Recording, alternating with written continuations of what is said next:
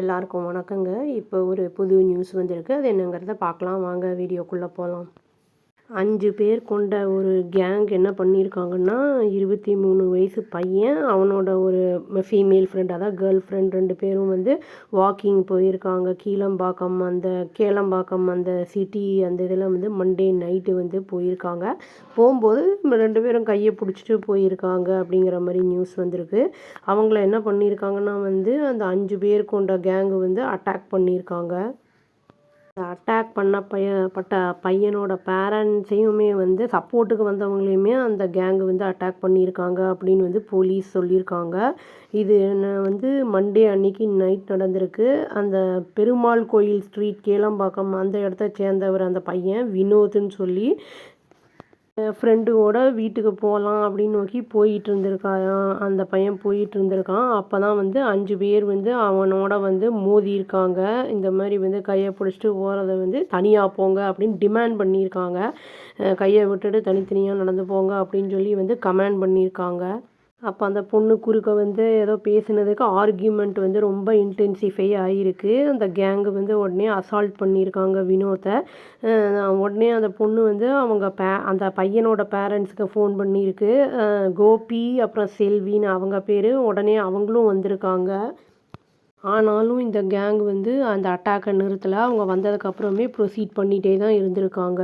இந்த அசால்ட்டில் வந்து வினோத், கோபி 2 பேருக்கும் லேசான இன்ஜுரிஸ் ஆகிருந்திருக்கு. அது ஹெட்டு, அப்புறம் ஹேண்ட்ஸு, லெக்ஸ்லலாம். செல்விக்கு வந்து மைனர் இன்ஜுரிஸ் ஆகிருந்திருக்கு அப்படின்னு வந்து சொல்லியிருக்காங்க.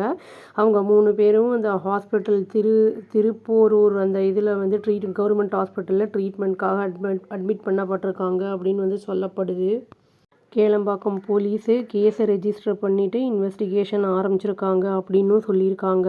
இன்கொயரிஸில் வந்து என்ன சொல்லியிருக்காங்கன்னா, போலீஸு இன்ஜூர் ஆனவங்க போலீஸ்கிட்ட என்ன சொல்லியிருக்காங்கன்னா, அந்த கேங்கு வந்து த்ரெட்டன் பண்ணியிருக்காங்க.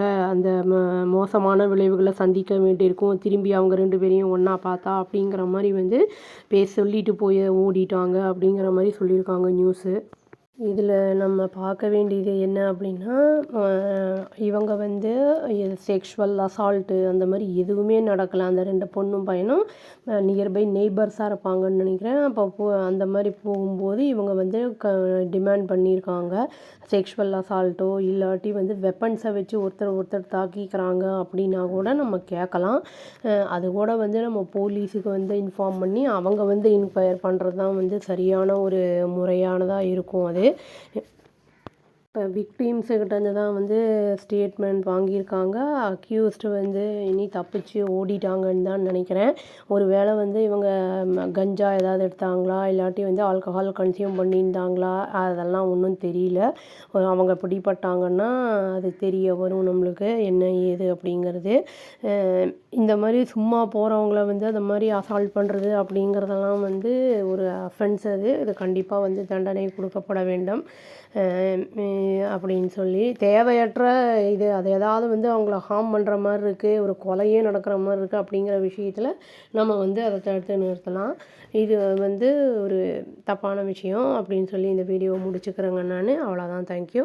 Please do like, share and subscribe our channel and click the all option and press the bell icon. Thank you.